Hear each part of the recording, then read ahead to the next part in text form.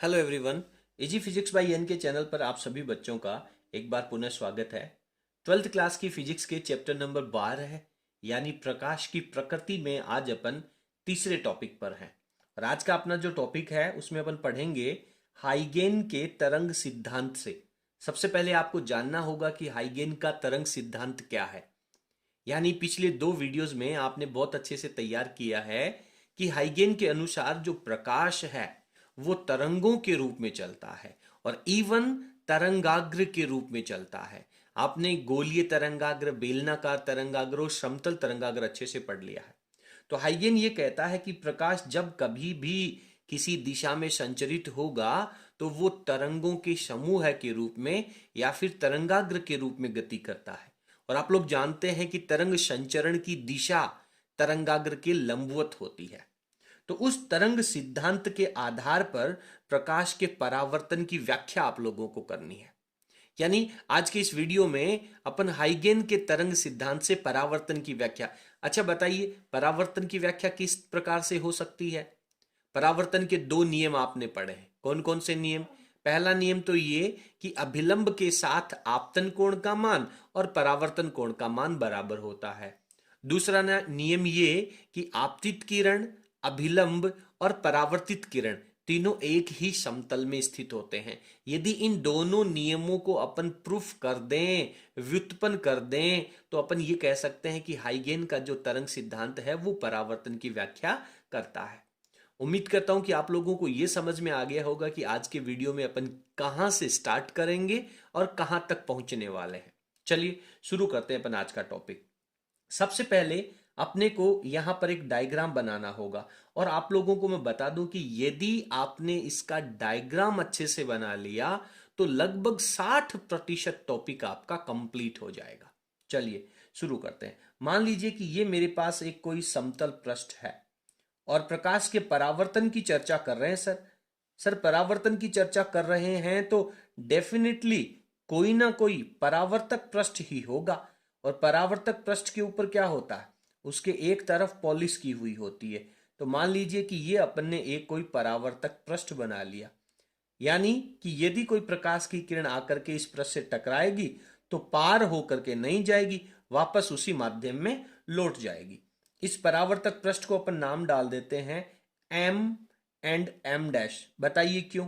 कोई ना कोई लॉजिक तो होगा कि इसको एम एंड एम डैश नाम डाला है। आप एक्स एक्स डैश भी कह सकते थे, वाई वाई डैश भी कह सकते थे। M for mirror, M for mirror. और आप जानते हैं कि दर्पण से प्रकाश का परावर्तन होता है। क्लियर है बेटा? यहां पर अपन क्या करते हैं, एक अभिलंब का निर्माण कर लेते हैं। मान लीजिए कि सर एक 90 डिग्री के ऊपर ये एक लाइन खींच रही है जो अभिलंब का कार्य कर रही है। आप लोग बहुत अच्छे से जानते हैं कि अनंत से, सूर्य से आने वाला प्रकाश, सूर्य कैसा प्रकाश स्रोत है?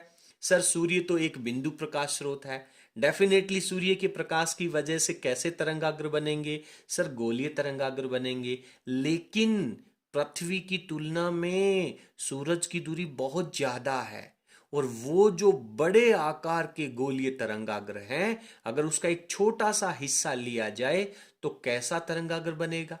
सर ये बात तो हम पिछले वीडियो नंबर 1 में बहुत अच्छे से पढ़ चुके हैं कि बड़े आकार का यदि गोलीय तरंगाग्र हो या फिर बेलनाकार तरंगाग्र हो, उसके पृष्ठ पे लिया गया छोटा सा हिस्सा एक समतल तरंगाग्र की भांति कार्य करता है। तो अपने को यहाँ पे क्या करना है कि मान लीजिए यहां से आपके पास एक कोई समतल तरंगाग्र आ रहा है इस प्रकार से। इसका नाम कह देता हूं मैं P और ये पॉइंट A पे आ रहा है। बहुत अच्छे से अपन पढ़ने वाले हैं, ध्यान देना। और ये समतल तरंगाग्र है। समतल तरंगाग्र का मतलब क्या बेटा? कि सर इसका जो सामने का हिस्सा होगा, सामने का जो पृष्ठ होगा वो एग्जैक्टली एक समतल होगा। यानी इसकी जो कॉर्नर है वहां पे कितने डिग्री का एंगल बनने वाला है? 90 डिग्री का एंगल बनने वाला है। इसका जो दूसरा भाग है इसको मैं क्यू कह देता हूं। अपने को तीर का चिन्ह भी यहां पे दिखाना चाहिए जिससे आपको यह पता चलेगा कि तरंगाग्र है वो किस दिशा में आ रहा है। ये इस तरीके से मान लीजिए कि ये मेरे पास कोई एक तरंगाग्र ही आ रहा है।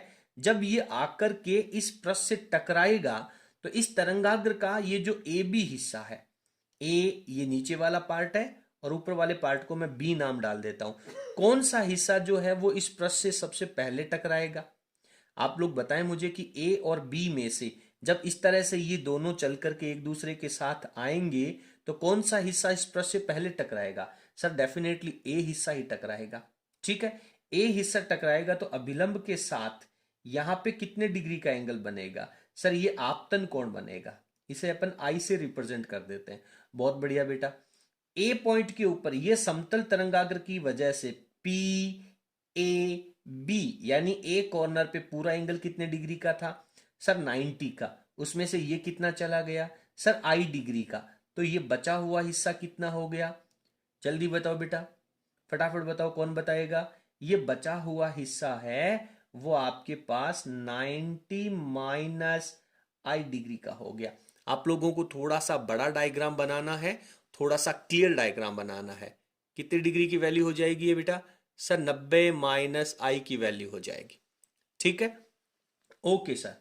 अब क्या होगा? ये 90 माइनस आई हो गया। बहुत ध्यान से सुनना, ये जो अभिलंब है इसको मैं नाम डाल देता हूं बेटा एन ए। क्या नाम डाल दिया? N A. ये पूरा का पूरा अभिलंब है। यहां पे बनने वाला टोटल एंगल कितने डिग्री का होगा? देख के बताइए मेरे को। इस परावर्तक पृष्ठ पे और इस अभिलंब के बीच यहां पे बनने वाला एंगल कितने डिग्री का होगा? सर टोटल एंगल यहां पे 90 का है। ठीक है, और ये ऊपर वाला कितने का है? ये इतना सा। ये कितने का है? सर ये 90 माइनस आई का है। आप में से जो इंटेलिजेंट स्टूडेंट है वो मुझे बहुत अच्छे से बता दें कि ये जो बचा हुआ एंगल है बी ए एम डैश ये कितने डिग्री का होगा? कौन बताएगा? जल्दी बताएं मुझे। ये बी ए एम डैश कितने डिग्री का होगा? सर डेफिनेटली आई का होगा। कैसे होगा बेटा आई का? आप मुझे बताएं कि इन दोनों का जब अपन योग करेंगे तो कितना आना चाहिए? अभिलंब वाला टोटल एंगल सर 90 आना चाहिए। ये 90 माइनस आई है, इसमें आई प्लस करेंगे तो 90 तो बचेगा ना। ओके सर, ठीक है। जब ये बेटा ए हिस्सा जब यहां से टकराएगा और टकरा करके क्या होगा? परावर्तित हो जाएगा। ठीक है, परावर्तित हो जाएगा। और इस परावर्तित प्रकाश का जो तरंगाग्र बनेगा या जो तरंग बनेगी उसको मैं इस रेड लाइन से रिप्रेजेंट कर देता हूं। हालांकि आप लोगों को परीक्षा में अपने ब्लू पेन से ही रिप्रेजेंट करना है, लेकिन यहाँ पे आप लोग अच्छे से समझ सकें इसलिए मैं इसको रेड कलर से रिप्रेजेंट कर देता हूं और इसको आगे की तरफ तीर का चिन्ह लगा देता हूं। ठीक है, और इसको नाम डाल देता हूं मैं आर। जब ए वाला हिस्सा परावर्तित होकर के उसी माध्यम में चला गया, लेकिन बी वाला हिस्सा वो तो अभी भी उसी माध्यम में है और उसको चल करके आगे जाने में कुछ समय तो लगेगा। डेफिनेटली लगेगा सर, ये इतना समय लगेगा। बी को पॉइंट सी तक पहुंचने में मान लीजिए कितना समय लग रहा है? टी समय लग रहा है। माध्यम तो सेम ही है। यहां पर भी अपन अभिलंब का निर्माण कर लेते हैं। ओके सर, अभिलंब का निर्माण कर लीजिए। आप में से मुझे कोई ये बताएगा क्या कि एन ए आर, ध्यान दें, एन ए आर ये पूरा एंगल कितने डिग्री का होगा? सर आपतन कोण आई का है, परावर्तन की आप बात कर रहे हैं, आर डिग्री का हो जाएगा। एग्जैक्टली आप बहुत सही हैं, आर डिग्री का हो जाएगा। लेकिन अपन तो परावर्तन की व्याख्या करने वाले हैं, मान करके नहीं चल सकते कि परावर्तन हो रहा है। ध्यान देना, यहां पे आपने स्पष्ट लिखा है परावर्तन की व्याख्या आप लोगों को करनी है। तो पहले वाले ए पॉइंट पर आपको केवल आपतन कोण लेना है और ये जो बी सी पॉइंट है इस सी पॉइंट के ऊपर आपको परावर्तन कोण की कहानी लेनी है। फिर अपन प्रूफ करेंगे कि आपतन कोण और परावर्तन कोण बराबर है। एक्चुअली बच्चे यहां पे 100% कंफ्यूज होते हैं कि सर इसी को अपन आर क्यों नहीं मान लेते हैं। ठीक है बेटा, और ये वाला जो अभिलंब है इस अभिलंब को मैं नाम डाल देता हूं एन डैश। तो एन डैश सी जो है वो अभिलंब हो जाएगा। ओके, ये वाली प्रकाश की किरण यहां पे आ रही है, ये टकराएगी, टकरा करके वापस उसी माध्यम में लौट जाएगी। इस तरीके से उसी माध्यम में लौट जाएगी। लेकिन आप मुझे बताएं एक चीज, एक बात बताएं मेरे को कि बी वाला हिस्सा सी तक पहुंचता है, मान लीजिए उसको टाइम लगता है टी का। कितना टाइम लगता है बेटा? टी का टाइम लगता है। और प्रकाश का वेग कितना है इस माध्यम के अंदर? सर इस माध्यम में प्रकाश के वेग को v मान लीजिए, तो बताएं मुझे कि b से c की दूरी, दूरी बराबर क्या होता है, चाल इंटू समय। चाल कितनी है, v ले रखी है, टाइम कितना ले लिया अपन ने, t। तो b से c की दूरी कितनी हो जाएगी, सर b से c की दूरी है, इसको अपन t इंटू वी कह सकते हैं या vt भी कह सकते हैं। तो जब तक ये बी वाला हिस्सा सी पर पहुंचता है इसको टी समय लगता है, उसी टी समय में ए वाला हिस्सा तो पहले ही पहुंच गया था, वो वापस उसी माध्यम में चलेगा। और उसी माध्यम में प्रकाश का वेग, सर वेग तो माध्यम सेम है तो सेम ही रहेगा ना बेटा, तो कितना रहेगा, v रहेगा। तो जब तक b वाला हिस्सा c पे टकराएगा इतने में ये a वाला हिस्सा वापस उसी माध्यम में चला जाएगा। और कितना जाएगा, कितनी दूर चला जाएगा, सर vt दूरी जाएगा। समय तो वही है ना और माध्यम भी वही है तो वेग भी वही होगा। तो आपको क्या करना होगा, पॉइंट ए को केंद्र मान करके vt त्रिज्या, vt त्रिज्या का आपको एक चाप काटना है। यहां पर बहुत ध्यान से समझना, इस तरीके से ए पॉइंट को केंद्र मान करके vt त्रिज्या का चाप काटना है। और आपको क्या करना है, उस चाप वाले पॉइंट को आप जब स्पर्श रेखा खींचेंगे तो डेफिनेटली वो जो स्पर्श रेखा है वो पॉइंट सी पर कटेगी, पॉइंट सी पर मिलेगी। ठीक है, और ये जो कटान बिंदु है इस पॉइंट को नाम डाल देते बेटा अपन डी। क्या डाल देते हैं, डी। सर आपतन कोण की कहानी तो ए पॉइंट पे हो गई, अब आप परावर्तन कोण की कहानी भी लिख लीजिए। एग्जैक्टली ये परावर्तित किरण है, अभिलंब के साथ ये जो एंगल बनेगा एन डैश सी, और इस भुजा को अपन नाम डाल देते हैं एश। बहुत अच्छे से समझते जाना, लंबा टॉपिक है, समझ में आ गया तो जिंदगी भर नहीं भूलोगे, एक बार में ही पूरा टॉपिक क्लियर हो जाएगा। ये वाला एंगल कितना लिखूं बेटा मैं, आर लिख दीजिए सर। ये जो डी सी एस का हिस्सा है ये किसका हिस्सा है, सर ये परावर्तित पृष्ठ का हिस्सा है, परावर्तित तरंगाग्र का हिस्सा है। और यहां पे इस कॉर्नर में टोटल एंगल कितना बनेगा, D C S total angle, sir ये तो 90 बनना चाहिए।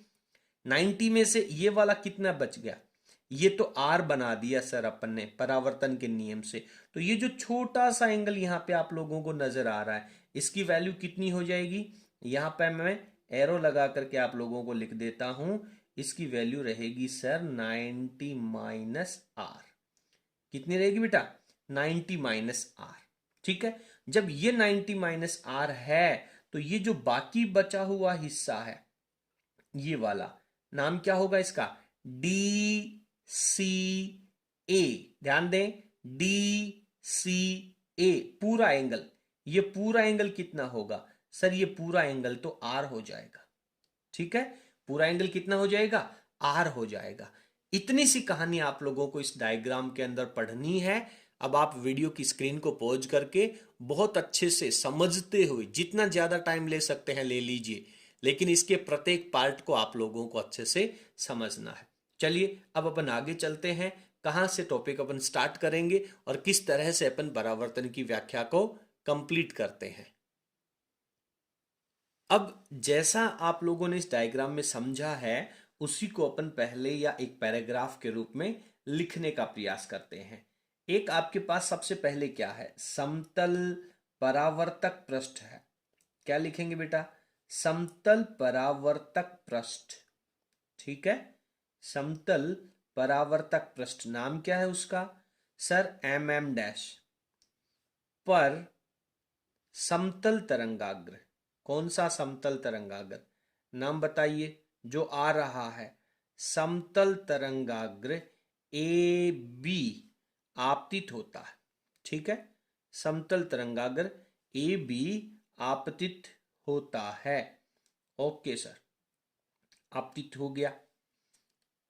ए भाग का ध्यान दें, समतल तरंगाग्र ए बी आपतित होता है, इसके इस तरंगाग्र के ए भाग का क्या हो जाता है, परावर्तन हो जाता है। ए भाग का परावर्तन हो जाता है। ठीक है, परावर्तन हो जाता है। फिर क्या होगा, परावर्तन होकर के ये तो निकल गया, लेकिन जब तक बी भाग को बीसी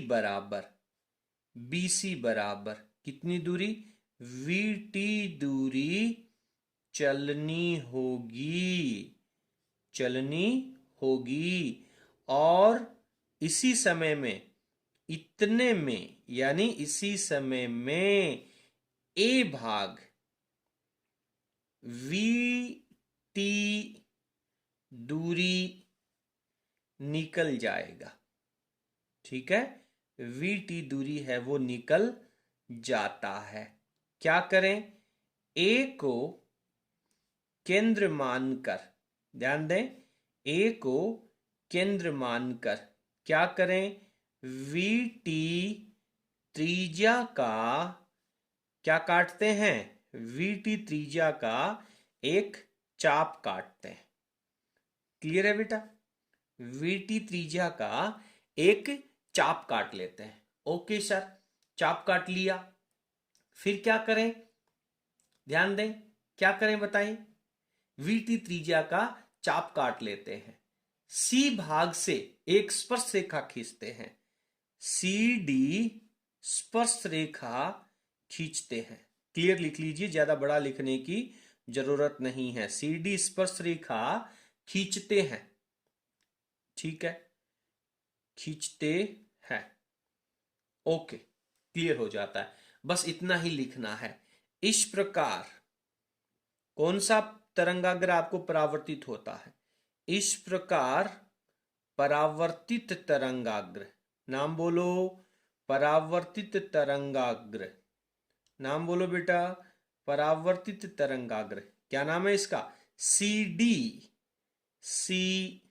डी प्राप्त होता है। तो ये इसका पैराग्राफ कंप्लीट है। आपको इससे ज्यादा शॉर्ट लिखने की जरूरत नहीं है, कम से कम इतना तो लिखना ही चाहिए। ओके, स्क्रीन को पॉज करके फटाफट नोट्स लिख लीजिए, आगे चलते हैं। अभी आपने ऊपर जो डायग्राम देखा है, आप अपनी कॉपी में देख भी सकते हैं। जो आप लोगों ने डायग्राम देखा है, उस डायग्राम से आप लोगों को एक बात क्लियर हो रही है, आपको साइड में डायग्राम नजर भी आ रहा है कि इसमें ध्यान देना, मैं यहां पे लिखता हूं, चित्र से स्पष्ट है, चित्र से स्पष्ट है। क्या स्पष्ट है भैया, चित्र से स्पष्ट है, क्या बताएं देखें, कि आपके पास आपतित किरण की जगह तो आपतित तरंगाग्र होगा जिसका नाम ए बी है, परावर्तित तरंग की जगह परावर्तित तरंगाग्र होगा जिसका नाम सी डी है, और आपके पास दो अभिलंब भी हैं। ध्यान दें, चित्र को में ध्यान से देखें, ए एन और सी एन डैश, आपके पास दो अभिलंब भी हैं। इस चित्र से यह स्पष्ट है कि ये तीनों एक ही समतल में होंगे, यानी कि परावर्तन का जो दूसरा नियम है वो अपना यहां पर प्रूफ हो जाएगा। तो मैं यहां पे लिखता हूं, चित्र से स्पष्ट है कि आपतित तरंगाग्र, नाम बोलो, आपतित तरंगाग्र ए बी कोमा परावर्तित तरंगाग्र, बोलो, नाम बोलो बेटा, परावर्तित तरंगाग्र, क्या नाम है, सी डी कोमा अभिलंब, नाम बोलो अभिलंब का, एक अभिलंब है कि दो अभिलंब है, सर दो हैं, एक तो ए एन और दूसरा सी एन डैश, एक ही क्या है, एक ही समतल में स्थित है, एक ही समतल में स्थित है। तो ये आप लोगों को कहने की जरूरत नहीं है कि अपना परावर्तन का जो दूसरा नियम है वो यहां पर कंप्लीट हो जाता है। ठीक है बेटा, अब आप लोग थोड़ा सा चित्र के ऊपर ध्यान देंगे।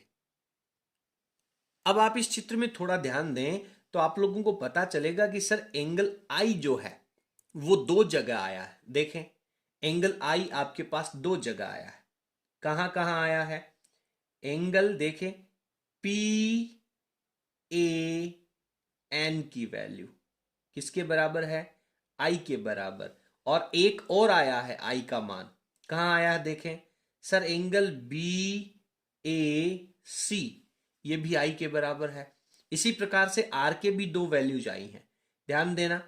आर की दो वैल्यूज कौन कौन सी हैं, एस सी और एन डैश, ये आर के बराबर है। और इसी प्रकार से एक जगह और भी है, देखें बेटा कहां पे है, डी सी ए पर, डी सी ए पर, ये एंगल भी आर के बराबर है। तो आप ये कह सकते हैं कि ये दोनों एंगल क्या होंगे, बराबर होंगे। ठीक है, आगे चलें। अब आपको दो त्रिभुज लेने हैं, दो ट्राइंगल आप लोगों को लेने हैं। कौन कौन से, त्रिभुज ए बी सी ले लीजिए एक तो, वह त्रिभुज ए डी सी, ये दोनों त्रिभुज ले लीजिए, जिसमें जो नीचे ए बी की भुजा आप लोगों को नजर आ रही है वो कॉमन है। एक तो बी पॉइंट के ऊपर एंगल बन रहा है और एक डी पे। ध्यान देंगे तो आपको पता चलेगा कि बी पॉइंट के ऊपर जो एंगल बन रहा है इस त्रिभुज में वो 90 डिग्री का है। क्यों है बेटा, क्योंकि तरंगाग्र का एक कॉर्नर है। और इसी प्रकार से डी पॉइंट के ऊपर जो शीर्ष के ऊपर एंगल बन रहा है वो भी 90 डिग्री का है। ये क्यों, क्योंकि आपने स्पर्श रेखा खींची है और केंद्र और स्पर्श रेखा को मिलाने वाली जो लाइन होगी वो परिधि पर 90 डिग्री का एंगल बनाती है। तो एक बात तो यहां पे आप लोगों को कंप्लीट हो जाती है, क्या, कि एंगल ए बी सी और एंगल ए डी सी ये दोनों बराबर हैं। क्यों बराबर हैं, क्योंकि सर दोनों 90 डिग्री के बराबर है। उसके बाद में आप लोगों को एक बात पता चल रही है कि पहले त्रिभुज के अंदर एसी भुजा और दूसरे त्रिभुज के अंदर भी एसी भुजा, ये भी बराबर है। क्यों बराबर है बेटा, क्योंकि सर ये उभयनिष्ठ है। क्या है, उभयनिष्ठ है। मैं यहां पे लिख देता हूं, भुजा एसी और एसी का मान बराबर है। एक चीज और देखें, ध्यान से पढ़ें आप डायग्राम को। आपने पढ़ा है कि पहले त्रिभुज के अंदर बीसी भुजा, जिसकी दूरी किसके बराबर है, जिसकी दूरी आप देख रहे हैं सर वी टी के बराबर है। और दूसरे त्रिभुज में भी आपने एक त्रिज्या मान करके चाप खींचा है जिसका नाम एडी है, तो उसकी दूरी भी कितनी है, आपने स्पष्ट लिखा है कि सर वी टी त्रिज्या का चाप खींचते हैं। तो ये दोनों भुजाएं भी बराबर हैं। तो आपके पास दो त्रिभुजों में, दो त्रिभुज एबीसी और एडीसी में दो तो भुजाएं बराबर है और एक एंगल बराबर है। इसलिए आप क्या कह सकते हैं, इसलिए त्रिभुज एबीसी एंड त्रिभुज एडीसी दोनों के दोनों सर्वांगसम त्रिभुज हैं। मैं यहां पे सर्वांगसम का सिंबल लगा लेता हूं। जब सर्वांगसम हैं तो डेफिनेटली इनकी बाकी की बची हुई भुजाएं और बाकी के बचे हुए कोण भी बराबर होंगे। सर्वांगसम का मतलब जानते हो क्या बेटा, कक्षा 10 में पढ़ा है, कक्षा 9 में पढ़ा आपने। एक आकृति के ऊपर अगर एग्जैक्टली वैसी की वैसी दूसरी आकृति रख दी जाए और नीचे वाली आकृति यदि आपको दिखाई नहीं देती है या फिर ऊपर वाली केवल एक ही आकृति दिखाई देती है, एग्जैक्टली सेम कॉपी, डिट्टू सेम, उसके एंगल भी बराबर, उनकी भुजाएं भी बराबर, तो उन्हें अपन सर्वांगसम आकृतियां कहते हैं।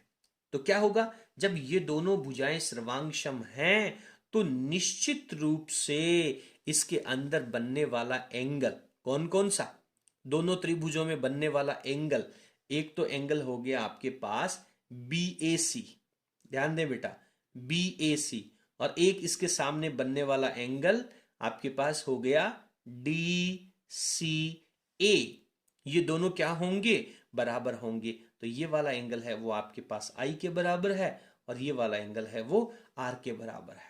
जब ये दोनों एंगल एक दूसरे के बराबर हैं तो यह परावर्तन का कौन सा नियम सिद्ध होता है, समीकरण नंबर 1 लगा दीजिए और अपन यहां पे लिखेंगे परावर्तन का प्रथम नियम, परावर्तन का प्रथम नियम।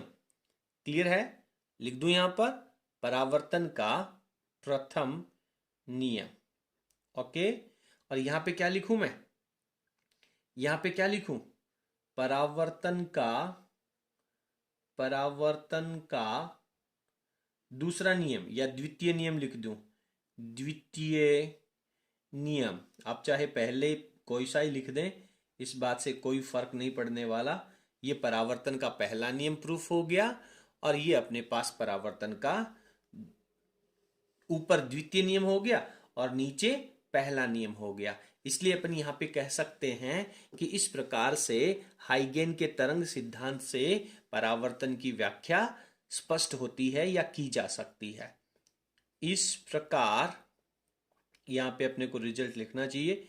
मेरे पास खाली स्पेस है इसलिए मैं यहाँ लिख देता हूँ, आप लोगों को नीचे लिखना चाहिए। इस प्रकार हाइगेन तरंग सिद्धांत से किसकी, प्रकाश के परावर्तन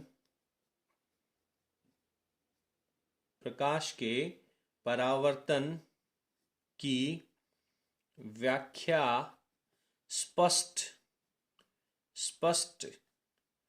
होती है।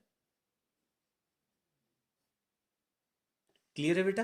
तो इसके साथ ही अपना जो हाइगेन के तरंग सिद्धांत से प्रकाश के परावर्तन की व्याख्या का जो कॉन्सेप्ट है वो अपना कंप्लीट हो जाता है।